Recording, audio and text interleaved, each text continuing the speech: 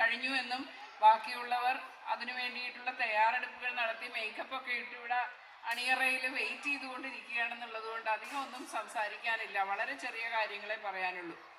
സ്കൂളിനെ സംബന്ധിച്ചിടത്തോളം ഇന്ന് നേട്ടങ്ങളുടെ ഒരു ദിവസമാണ്. വളരെ അഭിമാനകരമായിട്ടുള്ള ഈ നേട്ടങ്ങളുടെ സന്തോഷം പങ്കുവയ്ക്കാനായിട്ട് എന്നെ എറണാകുളത്ത് നിന്ന് ക്ഷണിച്ചതിന് ഏറെ സന്തോഷമുണ്ട് എന്ന് ഞാൻ ആദ്യമായിട്ട് അതിൻ്റെ നന്ദിയും നിങ്ങളെ അറിയിക്കുകയാണ്. MSM സ്കൂളിനെ പറ്റി ഞാൻ ഈ ഒരു ക്ഷണത്തിന് പുറകെയാണ് അന്വേഷണം നടത്തിയത്. വാസ്തവത്തിൽ ഇതിനെക്കുറിച്ചുള്ള അറിവ് എനിക്ക് ഉണ്ടായിരുന്നില്ല. 58 വർഷമായിട്ട് നടക്കുന്ന ഒരു സ്കൂള് എത്രത്തോളം വികസിച്ചു എന്ന്, 1000-നടുത്ത് കുട്ടികളാണ് ഈ LP സ്കൂളിൽ പഠിക്കുന്നത് എന്നുള്ളത് തന്നെ ആ സ്കൂളിൻ്റെ കൃത്യമായിട്ടുള്ള ഇടപെടലുകൾ, അതായത് ഇവിടെ എനിക്ക് മുൻപ് സംസാരിച്ചവരൊക്കെ സൂചിപ്പിച്ച പോലെ കേവലം മാർക്ക് വാങ്ങി കുട്ടിയെ വലിയ നിലയിലേക്ക് ഉയർത്തുക എന്നുള്ളതിൽ ഉപരിയായിട്ട് ഒരു കുട്ടിയുടെ ബഹുമുഖങ്ങളായിട്ടുള്ള പ്രതിഭകളെ വളർത്തുന്നതിനും ഒരു വ്യക്തിയെ വികസിപ്പിച്ചെടുക്കുന്നതിനും വേണ്ടിയിട്ട് വളരെ കൃത്യമായ ഇടപെടലുകൾ ഈ സ്കൂൾ മാനേജ്മെൻറ്റും അതുപോലെ തന്നെ സ്കൂളിലെ അധ്യാപകരും ഈ കുട്ടികളെ എങ്ങോട്ട് വിടാമെന്ന് തീരുമാനിച്ച മാതാപിതാക്കളും കൂടി കൈകോർത്ത് നിന്നുകൊണ്ട് അത്തരത്തിലുള്ളൊരു പ്രവർത്തനമാണ് നടത്തുന്നത്. അതിൻ്റെ ഏറ്റവും വലിയ ഉദാഹരണമാണ് ഇന്നിവിടെ ബെസ്റ്റ് സ്റ്റുഡൻറ്റിനുള്ള ഒരു അവാർഡൊക്കെ കൊടുക്കുന്നതായിട്ട് ഞാനിതിൻ്റെ നോട്ടീസിൽ വായിച്ചു. തീർച്ചയായിട്ടും ആ കുട്ടിയുടെ ജീവിത രീതികൾ കൊണ്ടും ശീലങ്ങൾ കൊണ്ടും കൊച്ചു കുട്ടിക്കാലത്തെ തന്നെ ആ കുട്ടിയെ ട്രെയിൻ ചെയ്തെടുത്തിരിക്കുന്ന രീതികൾ മറ്റുള്ളവർക്ക് ഒരു മാതൃകയാക്കാൻ വേണ്ടിയിട്ടുള്ള തരത്തിൽ മിടുക്കനായിട്ടുള്ള ഏതോ ഒരു കുട്ടിക്കാണ് ഇന്ന് അവാർഡ് കിട്ടിയിരിക്കുന്നത്. കുട്ടിയുടെ പേര് മറന്നുപോയി. ഏതായാലും ആ കുട്ടിക്ക് എല്ലാ അഭിനന്ദനങ്ങളും നേരുന്നു. അത്തരത്തിലാണ് കുട്ടികളാവേണ്ടത് എന്നുള്ളതിന് ഒരു ഉദാഹരണമാണ്.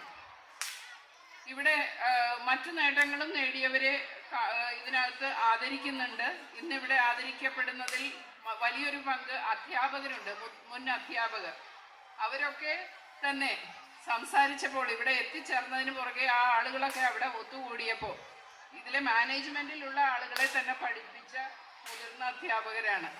അപ്പോൾ ഈ നാട്ടിൽ തന്നെ ഒരുപാട് 58 വർഷം എന്ന് പറയുമ്പോൾ 58 വർഷത്തിൽ ഒരു 60-62 വയസ്സ് വരെ ഉള്ളവരെങ്കിലും ഇന്നത്തെ സമൂഹത്തിലുള്ളവർ ഇവിടെ നിന്ന് പഠിച്ചു പുറത്തു പോയവരായിരിക്കാം.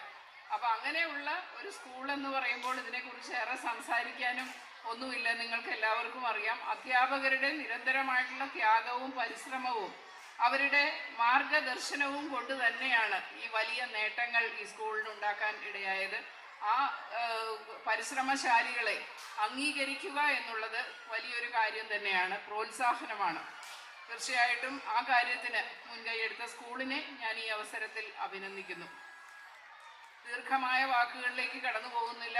രണ്ട് കാര്യം മാത്രമാണ് എനിക്ക് ഇന്നത്തെ ഈ ഒരു സമൂഹത്തിന് മുന്നിൽ വെക്കാനുള്ളത്. 2 കാര്യത്തിലാണ് ഇന്ന് കുട്ടികൾ വഴിതെറ്റുന്നത്. ഇവിടെ ആദ്യം സൂചിപ്പിച്ച പോലെ തന്നെ നമ്മൾ കാണുമ്പോൾ ഭയാനകമായിട്ടുള്ള ഒരു കാഴ്ച, പ്രത്യേകിച്ച് സ്കൂൾ കോളേജ് കുട്ടികളെ സംബന്ധിച്ചിടത്തോളം അവരൊക്കെ മദ്യത്തിനും മയക്കുമരുന്നിനും ഒക്കെ അടിമകളാകുന്ന ഒരു കാഴ്ച ഇന്ന് നമുക്ക് പത്രമാധ്യമങ്ങളിലൂടെ അറിയാൻ കഴിയുന്നു. പല കേസുകളും ഇന്ന് എക്സൈസുകാർ പിടിച്ചിട്ട് അവരുടെയൊക്കെ മീറ്റിങ്ങുകളിൽ പറയുമ്പോൾ നമ്മൾ വളരെയധികം ഞെട്ടിപ്പിക്കുന്ന സംഭവങ്ങളാണ് സ്കൂൾ തലത്തിലൊക്കെ അരങ്ങേറുന്നത്. മാതാപിതാക്കൾ വളരെയധികം ജാഗ്രതയോടുകൂടി ഈ കാര്യത്തെ നിരീക്ഷിക്കണം.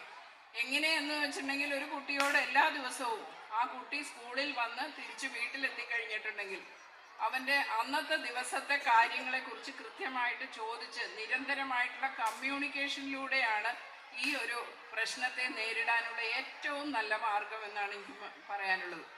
കുട്ടിയായിട്ട് കമ്മ്യൂണിക്കേറ്റ് ചെയ്യുക. ജോലി തിരക്കുകളുള്ള ഒരു സമയമാണ്. അച്ഛനും അമ്മയ്ക്കും വീട്ടിലെല്ലാവർക്കും തിരക്കുകളുള്ള സമയമാണ്. അതുകൊണ്ട് കേവലം ജീവിതം മുന്നോട്ട് കൊണ്ടുപോകാനായിട്ട് ആവശ്യമായ സംസാരങ്ങൾ, അതായത് ഭക്ഷണം കഴിക്കൂ, കുളിക്കൂ, പഠിക്കൂ, ട്യൂഷന് പോകൂ എന്നൊക്കെയുള്ളതിനുപരിയായിട്ട് ഇന്നത്തെ ദിവസം കുട്ടി എന്തെല്ലാം പ്രവർത്തിച്ചു, ആരെയൊക്കെ കണ്ടുമുട്ടി, എന്തെല്ലാം കാര്യങ്ങൾ നടന്നു, രസകരമായിട്ടുള്ളതും ആ കുട്ടിക്ക് വേദന ഉണ്ടാക്കുന്നതുമായിട്ടുള്ള കാര്യങ്ങൾ എന്തെങ്കിലും ഉണ്ടായിട്ടുണ്ടോ എന്നൊക്കെയുള്ള കാര്യങ്ങൾ ചോദിച്ചറിയുക. ഈ കമ്മ്യൂണിക്കേഷൻ പലപ്പോഴും ആ കുട്ടിയെ പലതരമായിട്ടുള്ള ദുഷ്പ്രേരണകളിലേക്ക് പോകുന്നുണ്ടോ എന്ന് നമ്മളുടെ നിരീക്ഷണത്തിലാക്കാനായിട്ട് നിങ്ങൾക്ക് സാധിക്കും. തീർച്ചയായിട്ടും അത് ഇന്നത്തെ ഒരു സമൂഹത്തിന് അത്യന്താപേക്ഷിതമാണെന്ന് ഞാൻ ഇവിടുത്തെ കൂടിയിരിക്കുന്ന മുതിർന്നവരായിട്ടുള്ള എല്ലാവരെയും അറിയിക്കുകയാണ്. അതോടൊപ്പം തന്നെ മറ്റൊരു ദുഷ്പ്രേരണ എന്ന് തന്നെ വേണം പറയാനായിട്ട്. ഇന്ന് നമ്മുടെ കുട്ടികളും യുവതലമുറയും ഒക്കെ പരസ്പരം സംസാരിക്കാതെ ഫോണിലൂടെ സംസാരിക്കുകയും മൊബൈൽ എന്ന് പറയുന്ന ആ വസ്തുവിനോട് അതിൻ്റെ ശരിയായ ഉപയോഗം മനസ്സിലാക്കാതെ അതിനോട് അമിതമായിട്ടുള്ള ഒരു ആസക്തി വളർത്തിയെടുക്കുകയും ചെയ്തിട്ടുണ്ട്. ഇതും നിയന്ത്രണാതീതമായിട്ടുള്ള രീതിയിൽ ഇത് പഠനത്തിനും അതുപോലെ അറിവുകൾ നേടുന്നതിനും വാർത്തകൾ അറിയുന്നതിനും പരസ്പരം കമ്മ്യൂണിക്കേറ്റ് ചെയ്യുന്നതിനും ഒരു പരിധിവരെ നല്ലതാണ്. പക്ഷേ ഈ ഒരു അമിതാസക്തിയോ അല്ലെങ്കിൽ അമിതമായിട്ടുള്ള അതിനോടുള്ള ഭ്രമമോ നമ്മുടെ ജീവിതത്തിൻ്റെ താളം തെറ്റിക്കും.